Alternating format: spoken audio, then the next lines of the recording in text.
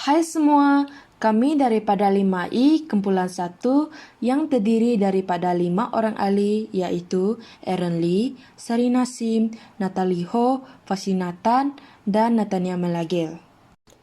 Pada hari ini, kami akan membentangkan bab 3 yang bertajuk Raja Berperlembagaan dan Demokrasi Berparlimen.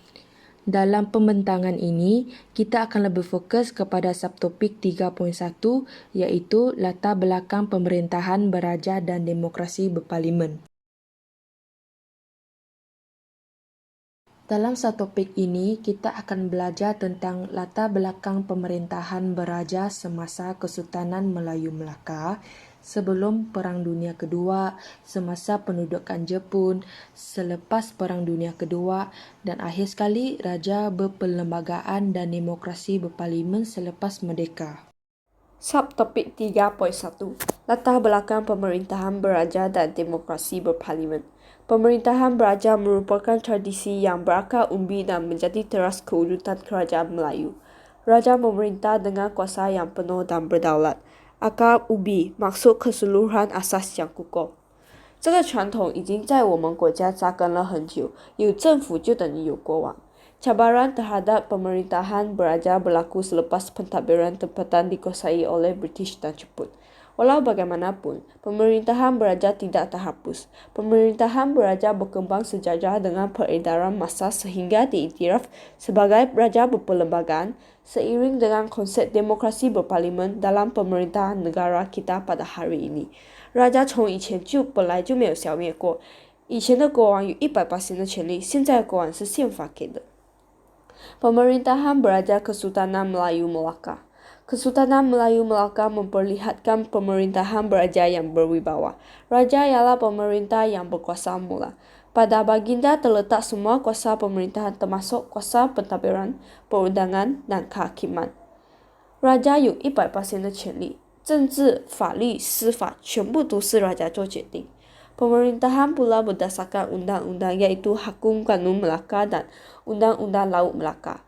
Keadaan ini membuktikan bahawa kehidupan bernegara dan ciri sistem perlembagaan terselah pada zaman Kesultanan Melayu Melaka.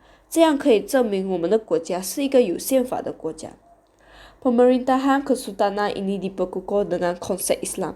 Konsep ini sekaligus menjadikan raja sebagai ketua agama Islam. 他的统治概念是根据 Islam.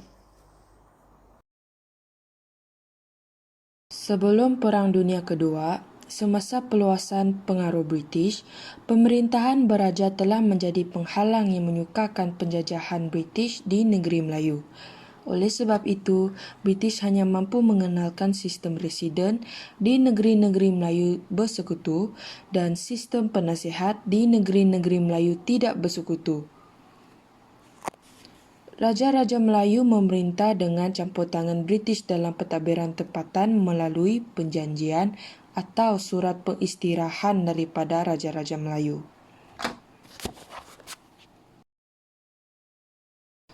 Sebelum Perang Dunia Kedua, bagi negeri-negeri Melayu tidak bersekutu iaitu Perlis, Kedah, Kelantan, Terengganu dan Johor, kedudukan raja lebih kukuh.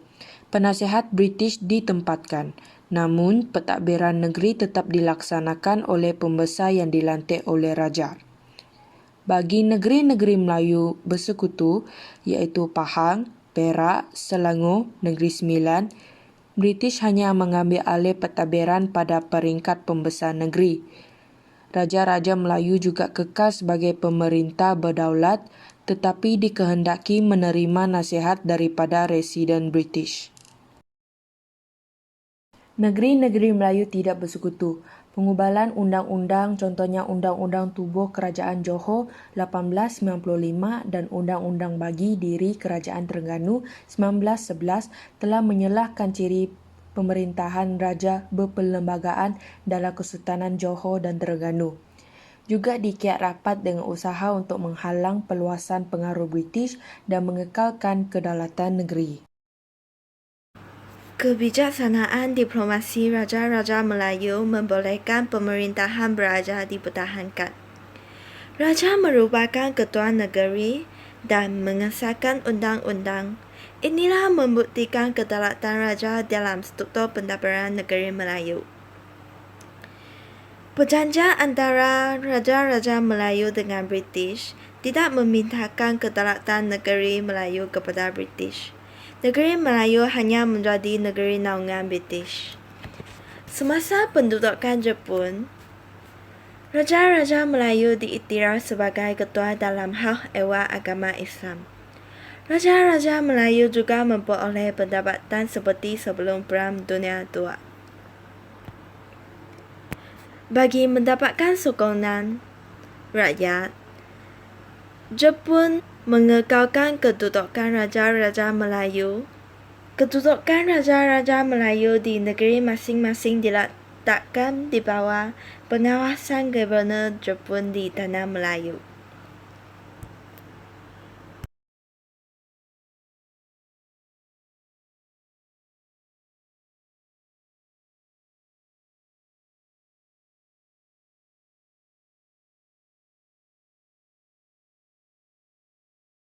Selepas Perang Dunia Kedua, pentadbiran tentera British mengambil alih tampuk pemerintahan Tanah Melayu.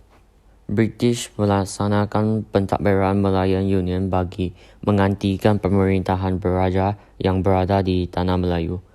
Dalam ciri perlembagaan Malayan Union, raja-raja telah kehilangan kuasa sebagai pemerintahan negeri dan hanya dibenarkan membincangkan soal agama Islam dan adat istiadat Melayu. Oleh itu, Raja-Raja Melayu menentang terhadap Malayan Union dengan sokongan orang Melayu dan akhirnya Malayan Union digantikan dengan Persekutuan Tanah Melayu 1948. Dengan melalui Perjanjian Persekutuan Tanah Melayu 1948, kuasa Raja-Raja Melayu dikembalikan.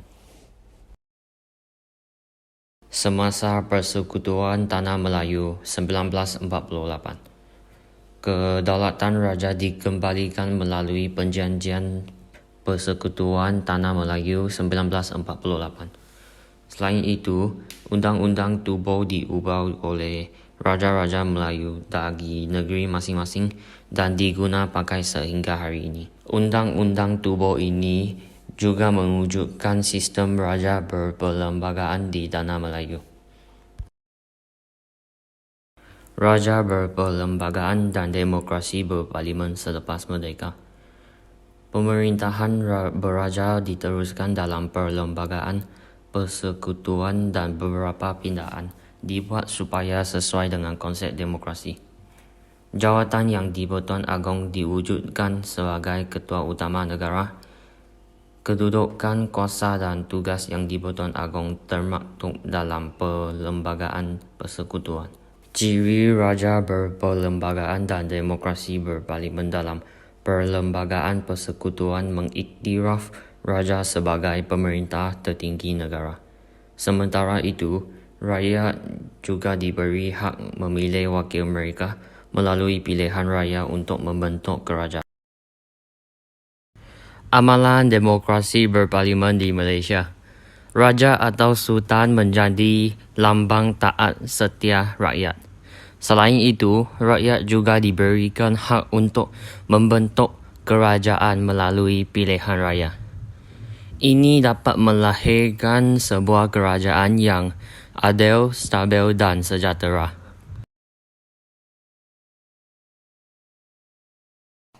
Kesimpulannya, pemerintahan beraja merupakan kesinambungan sejarah dan warisan negara yang kekal peranannya sehingga hari ini. Pemerintahan beraja menjadi punca dan identiti kedaulatan negara. Selain itu, sistem raja berperlembagaan dan demokrasi berparlimen merupakan proses pembinaan negara bangsa yang berdasarkan muafakat. Oleh itu, sistem tersebut mesti dipertahankan kerana ia merupakan tonggak kestabilan dan teras perpaduan untuk kemakmuran negara.